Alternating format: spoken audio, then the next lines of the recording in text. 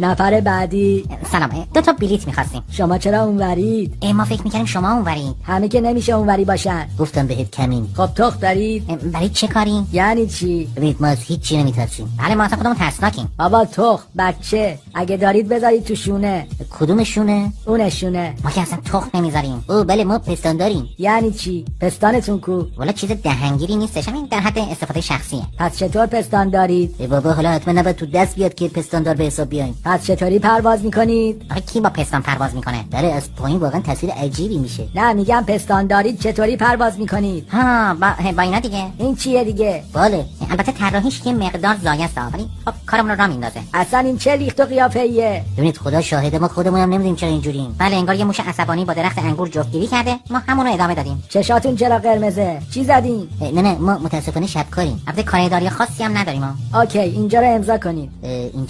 اینجا کورید؟ تقریبا. یعنی چی؟ پس چرا شب کار میکنید؟ پستانم که ندارید؟ نه خیلی این پستان رو گرفته ول نمیکنه. داداش یه پستان طلب تو خوبه؟ الان ما رو راه میدی یا نه؟ یه کلمه. ولی نباید میخوردیش. آره یه ذره تون رفتم. اوکی ولش کن.